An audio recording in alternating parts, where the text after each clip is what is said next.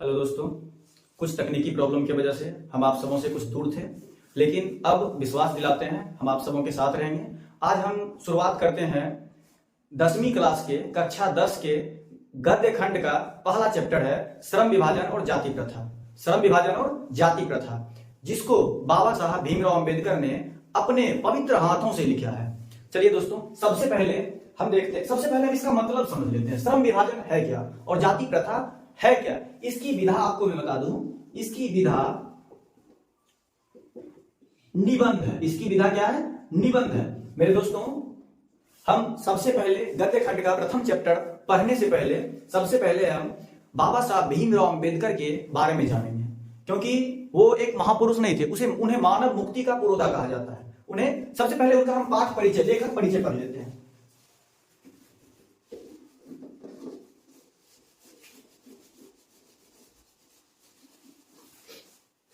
सबसे पहले हम जानेंगे बाबा साहब भीमराव अंबेडकर।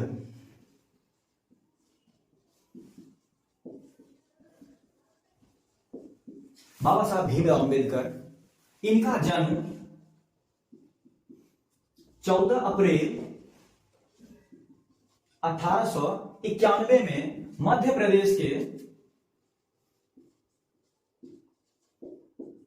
प्रदेश के महू नामक गांव में हुआ था। मध्य प्रदेश के महू नामक गांव में हुआ था। और इनकी जाति, ये महार जाति से बिलोंग करते थे।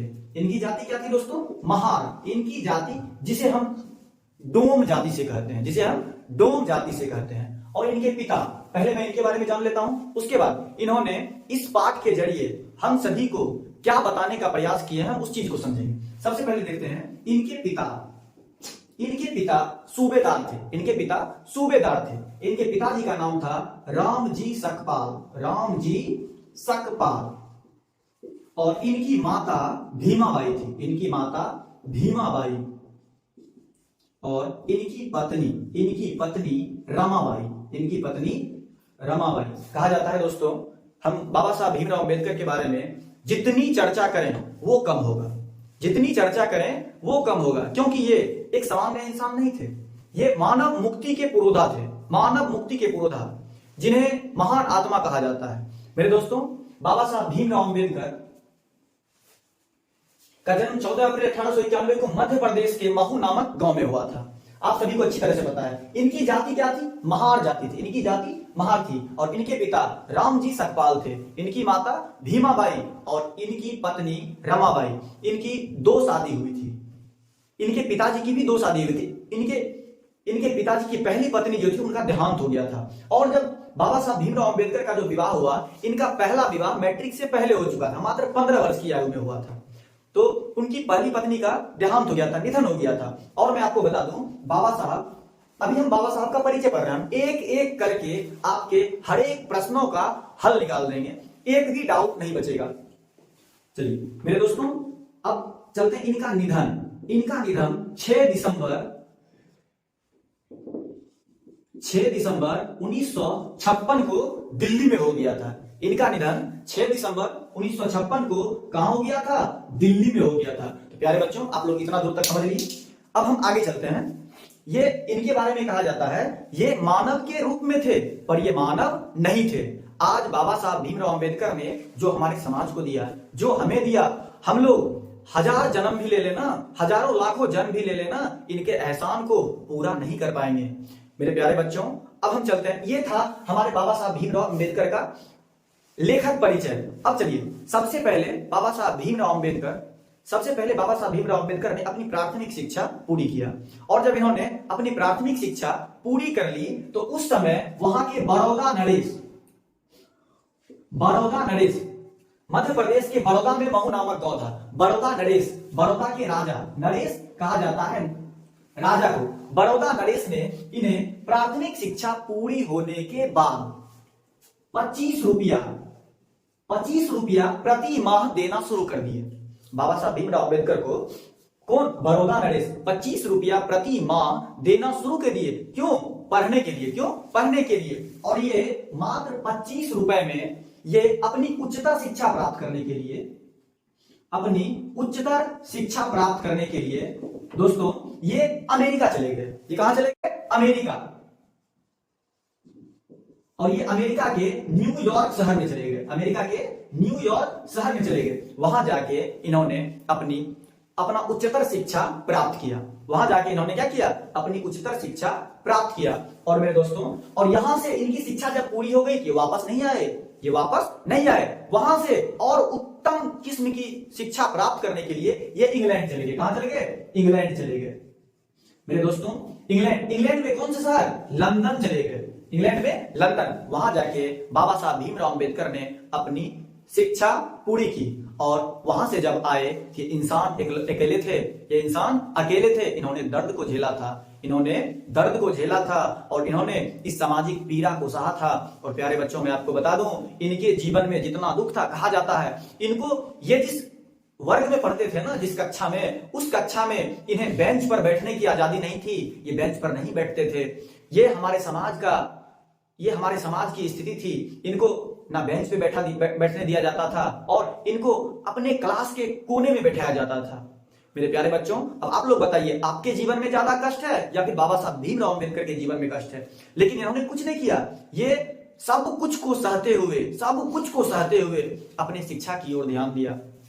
और मेरे दोस्तों, मैं आपको बता दूं, बाबा साहब भीमराव अम्बेडकर कोई मामूली इंसान नहीं थे, वो एक महान आत्मा थे। और तो और क्लास में जब ये बैठते थे, इनको जिस घड़े से सब पानी पीता था ना, उस घड़े को छूना भी उस घड़े को छूने का इजाजत भी इनको नहीं था। और इनको जो चपरासी रहता था ना कक्षा का, मेरे दोस्तों, वो इनको ऊपर से पानी ढा कर देते थे और बोलते थे तुम घड़े को छू नहीं सकते हो। और जिस दिन चपरासी नहीं रहता था, इनको प्यासे रह जाना पड़ता था। तो मेरे प्यारे बच्चों, आप सोचिए उनके जीवन में कितना कष्ट था। और एक बार इनके पिताजी ने कहा था कि अगर इस नरक से तुम्हें बाहर निकलना है, अगर इस दलदल से तुमको बाहर निकलना है, सिर्फ एकमात्र रास्ता है, वो रास्ता है शिक्षा।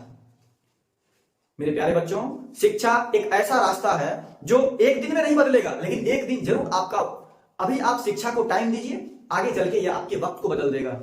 और कहा जाता है कि आपको अगर जैसे आप इन्वेस्ट किए, तुरंत अगर आपको रिटर्न चाहिए, आप धान की खेती कर लो। अगर आपको थोड़ा लंबे समय तक बर्दाश्त करना है, आप केले की खेती कर लो, कुछ ज्यादा रिटर्न आएगा। अगर उससे भी ज्यादा आपको रिटर्न चाहिए, आप 10 साल तक वेट कर लो, शीशम का पेड़ लगा दो, वो आपको रिटर्न देगा। लेकिन मेरे दोस्तों, अगर आपको पूरी जिंदगी अगर राज करना है, पूरी जिंदगी अगर इन्हीं के गुलामी में नहीं पड़ना है, तो आप शिक्षा ग्रहण कर लो, सब दिन आप राजा बन के रहोगे। और मेरे प्यारे बच्चों, एक राजा बनने के लिए अगर आपको आगे चल के राजा बनना है, अभी आपको गुलामों की तरह मेहनत करना पड़ेगा। और ये समाज है, इस समाज में बड़ी मछली छोटी को खा रही है। इसीलिए मेरे दोस्तों, अगर आप खुद को अनुमान लगाइए, आपके जीवन में ज्यादा कष्ट है या फिर बाबा साहब भीमराव अम्बेडकर के जीवन में कष्ट है, तो सीधा सीधा पता चलेगा बाबा साहब भीमराव अम्बेडकर के जीवन में जितना कष्ट था, उतना उसका 1% भी आपके जीवन में कष्ट नहीं है। तो अब हम चलते हैं मेरे प्यारे बच्चों, एग्जाम नजदीक है, परीक्षा आपके सर पर है, परीक्षा का दबाव होगा आपके ऊपर, लेकिन दबाव में रह के कुछ नहीं करना है। चलिए, ऑल इज वेल सबके लिए। अब चलते हैं हम अपने चैप्टर की ओर। चलिए, एक बार हम रिटर्न करते हैं। बाबा साहब भीमराव अम्बेडकर जब अपनी प्राथमिक शिक्षा पूरी कर लिए, ये कहां चले गए? अमेरिका चले गए। इनके प्रोत्साहन राशि पर बड़ौदा नरेश, बड़ौदा के राजा थे, और उनके प्रोत्साहन राशि पर उन्होंने कितना रुपया देना शुरू किया था? 25 रुपया। और ये मात्र उस 25 रुपये प्रति माह से उच्चतर शिक्षा प्राप्त करने के लिए ये कहां चले गए? अमेरिका के न्यूयॉर्क शहर में गए। और उसके बाद वो इंग्लैंड चले गए, इंग्लैंड के लंदन में। और बाबा साहब भीमराव अम्बेडकर जब वहां से वापस आए तो इंसान एक थे। इन्होंने इतिहास के मीमांसक भी कहे गए, अर्थशास्त्री भी कहे गए, समाजशास्त्री भी कहे गए, इतने बड़े विद्वान थे। इंसान एक, लेकिन उपलब्धियां अनेक थी। ये कोई सामान्य पुरुषों में से एक नहीं थे। मेरे दोस्तों, अब चलते, और आपको एक चीज बता दूं, बाबा साहब भीमराव अम्बेडकर, ये इनका परिचय था, मैं इसको मिटा दूं फिलहाल। बाबा साहब भीमराव अम्बेडकर इंग्लैंड से जब वापस आए तो कुछ समय तक इन्होंने अपने देश में वकालत भी की। देखिए, इंसान एक है, लेकिन रोल अलग अलग निभा रहे हैं। मेरे दोस्तों, आपको सब्र रखना पड़ेगा और आपको सिर्फ मेहनत करना पड़ेगा अपने शिक्षा की ओर। हम आगे बढ़ते हैं, आपका समय बर्बाद नहीं करेंगे। चलिए, यहां से आपके बहुत सारे ऑब्जेक्टिव क्वेश्चन पूछे जा सकते हैं। जैसे भीमराव अम्बेडकर का जन्म कब हुआ था? 14 अप्रैल 1891 को। उनकी जाति क्या थी? वे महार जाति से बिलोंग करते थे, जिन्हें अभी डोम कहा जाता है। और इनके पिताजी का नाम क्या था? रामजी सकपाल। रामजी सकपाल।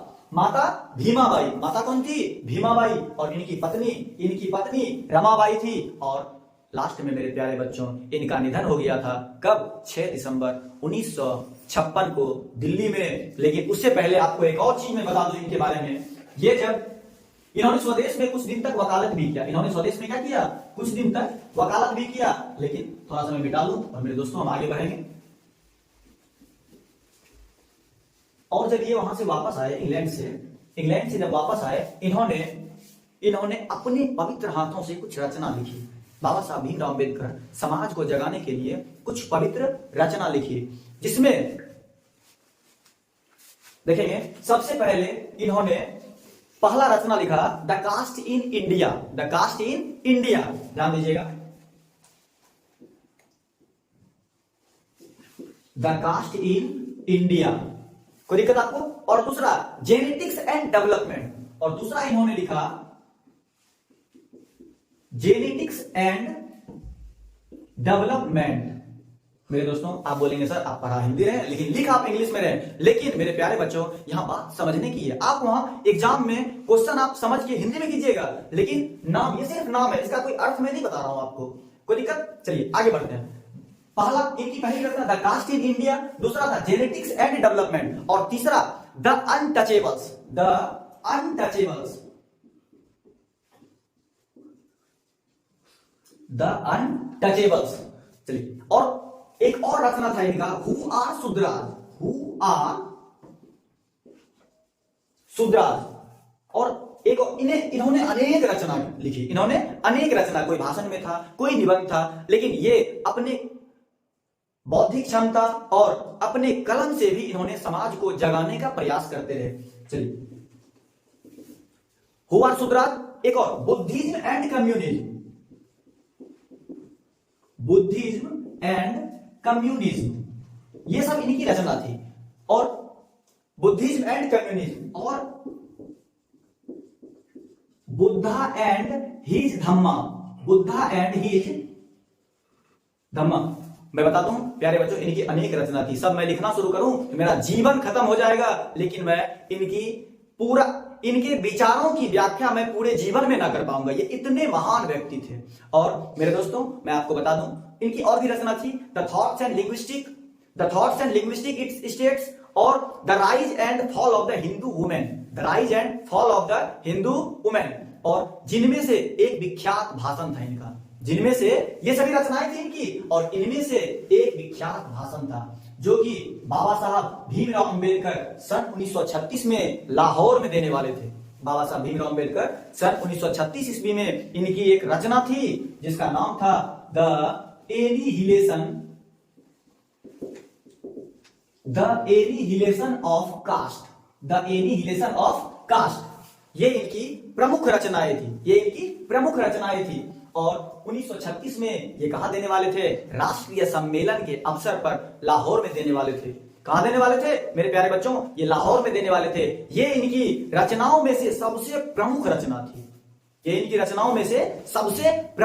थी। और एक दुर्भाग्य की बात है, किसी राजनीतिक कारणों की वजह से बाबा साहब ये भाषण द एनिहिलेशन ऑफ कास्ट नहीं दे पाए थे। जब आपसे पूछा जाएगा क्या द एनिहिलेशन ऑफ कास्ट बाबा साहब भीमराव अंबेडकर ये भाषण दे पाए थे? नहीं, ये नहीं दे पाए थे, क्योंकि कुछ राजनीतिक ऐसी कारणें बन गई थी जिन वजहों से बाबा साहब भीमराव अंबेडकर अपनी ये भाषण नहीं दे पाए थे। उसके बाद इन्होंने द एनिहिलेशन ऑफ कास्ट को जब ये भाषण नहीं दे पाए तो इन्होंने इसी भाषण को एक रचना के रूप में प्रकाशित कर दिया। The annihilation of caste. आपसे एग्जाम में पूछ सकता है महोदय कि आप बताइए कि बाबा साहब भीमराव अंबेडकर का सबसे विख्यात भाषण या सबसे विख्यात रचना कौन सा था? तो आप लगाएंगे टिक वहां, the annihilation of caste. The annihilation of caste. और दूसरा क्वेश्चन आपसे पूछ देगा ये भाषण वो कब देने वाले थे? तो